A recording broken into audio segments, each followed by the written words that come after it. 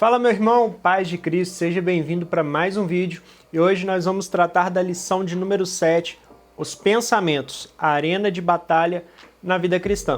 Lembrando que o conteúdo dessa aula, como apresentação PowerPoint e também o resumo vão estar disponível aqui na descrição, 0800 para você, para poder te auxiliar na sua aula. Eu vou colocar os textos aqui na tela de forma rápida, então quando aparecer o texto, você pode pausar o vídeo, ler, para depois você continuar no vídeo. O texto áureo, ele é um recorte da leitura bíblica em classe. Ele vai tratar do versículo 8 da carta de Paulo aos Filipenses.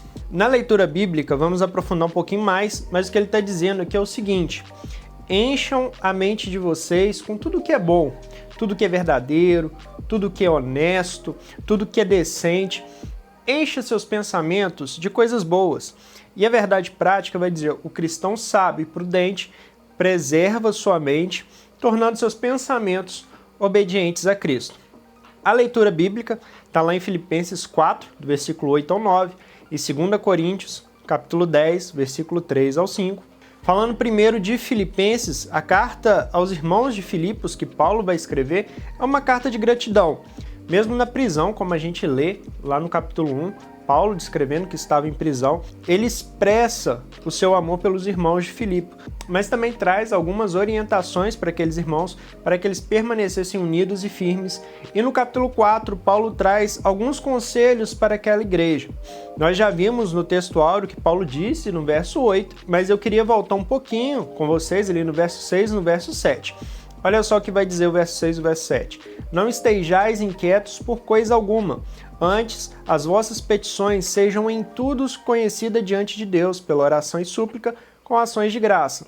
Verso 7. E a paz de Deus, que excede todo entendimento, guardará os vossos corações e os vossos pensamentos em Cristo Jesus.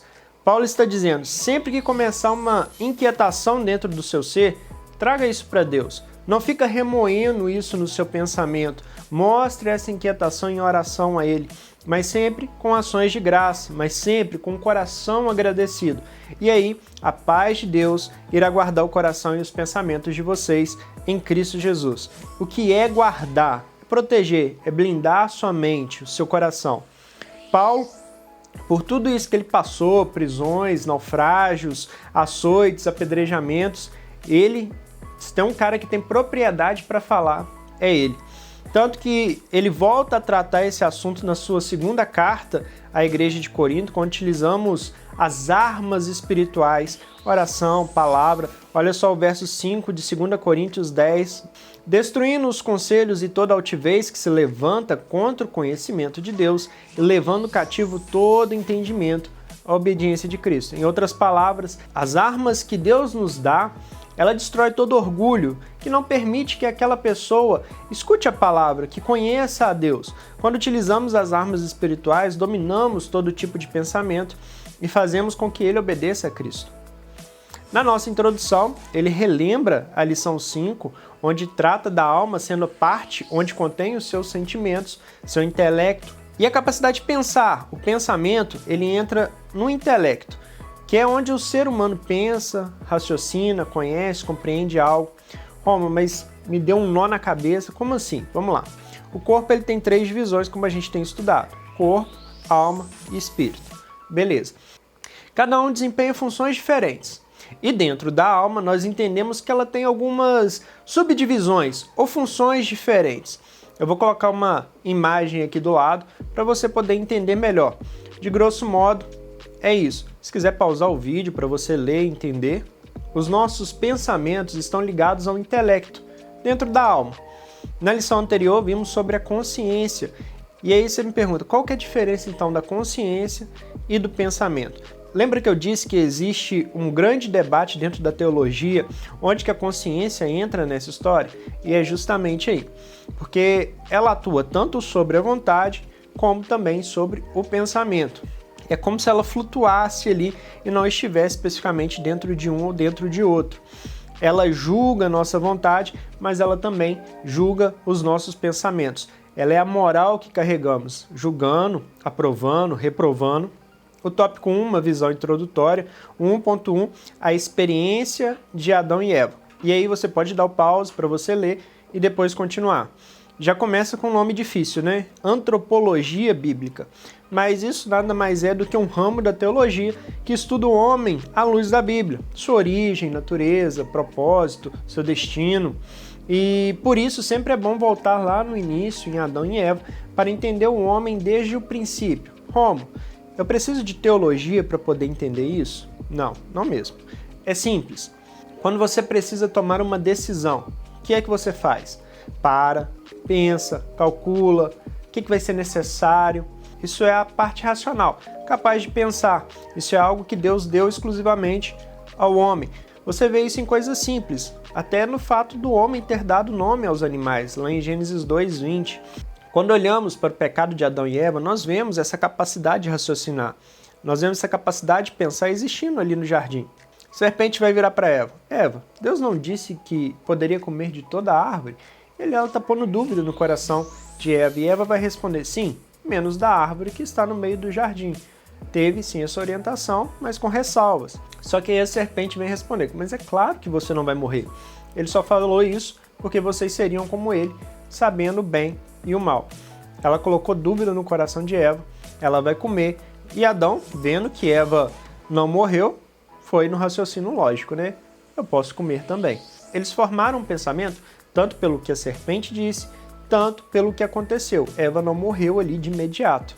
1.2, conceitos e origem. Vamos lá. Os pensamentos, eles se originam por fatores internos dentro de nós, mas também por fatores externos que é fora de nós. Nos fatores internos, nós temos a questão biológica, a questão física, que entra hormônios, sono, alimentação, estresse, cansaço. Quer ver um exemplo? 1 Reis 19:4. Elias, esgotado, com fome, ele vai desenvolver um pensamento onde ele vai desejar a própria morte. Ainda nos fatores internos, temos as questões psicológicas ou emocionais, e aí envolve memórias, emoções, traumas, pensamentos formados por experiências passadas ou por processos mentais. Já no externo, temos tanto os fatores ambientais como os fatores sociais, que é tudo que vemos, ouvimos, vivemos, suas amizades, cultura, redes sociais, música, trabalho, as experiências cotidianas da mesma forma.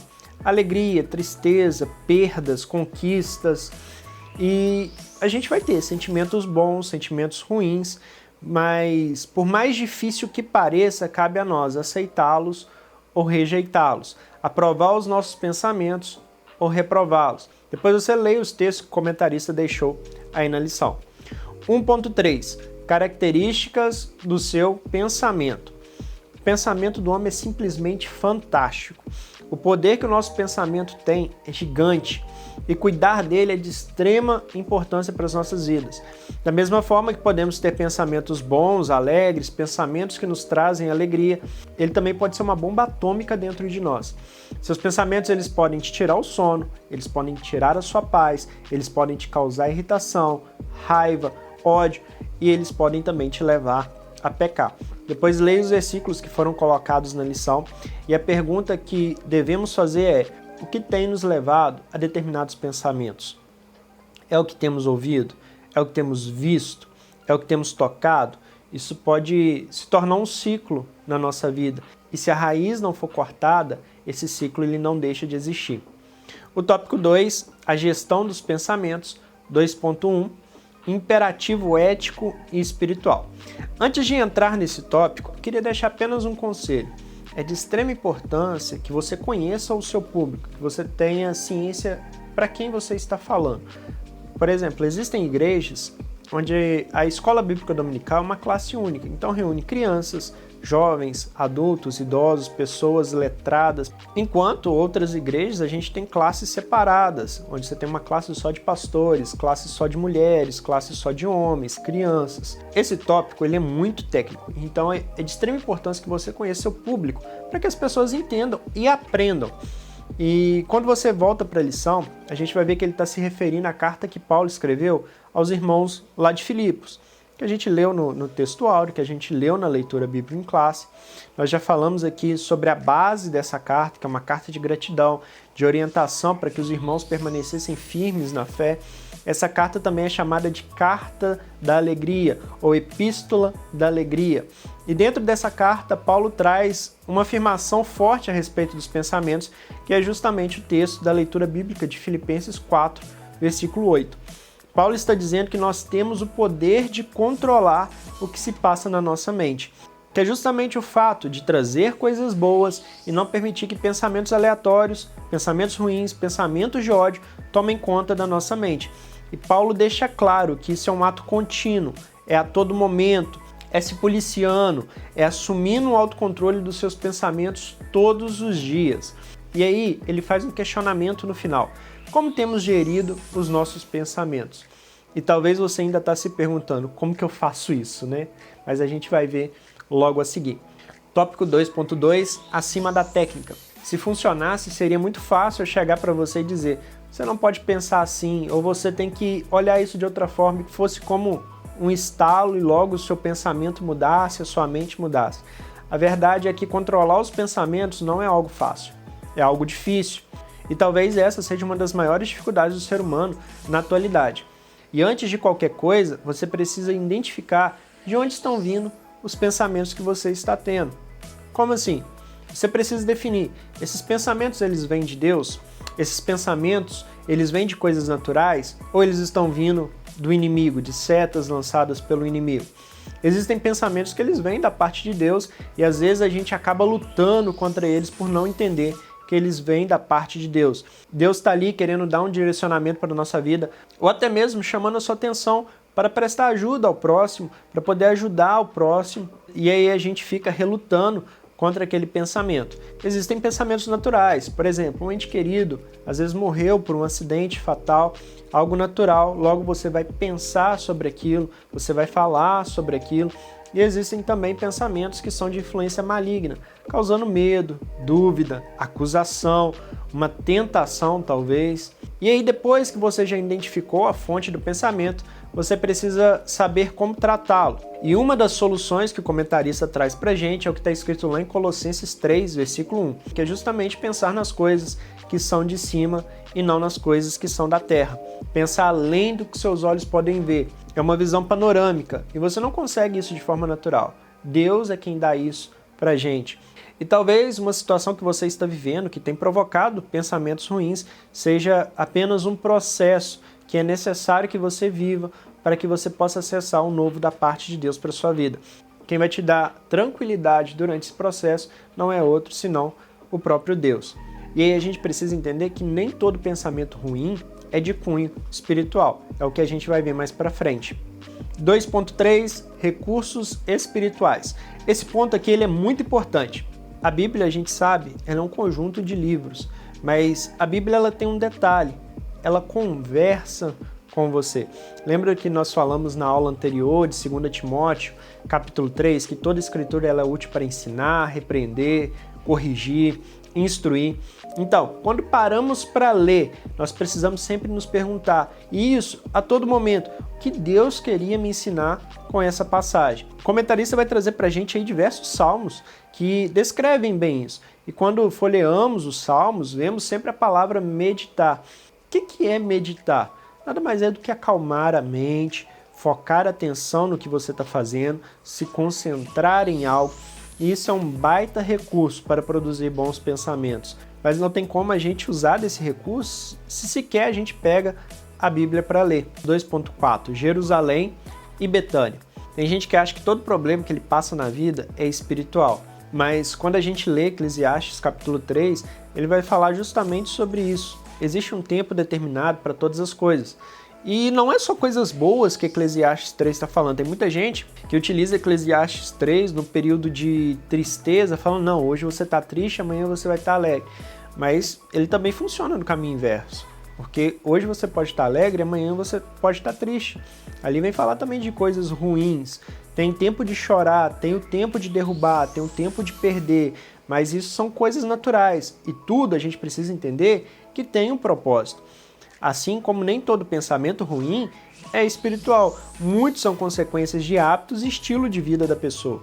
Nas lições anteriores, se você acompanha a Escola Bíblica Dominical, você viu que foi tratado sobre o corpo e como a falta de cuidado com o corpo afeta diretamente a nossa alma, e na nossa alma que contém os nossos pensamentos, e também afeta o nosso espírito. Da mesma forma que uma pessoa que não organiza o dia, a mente dela fica ociosa, ela fica desprotegida.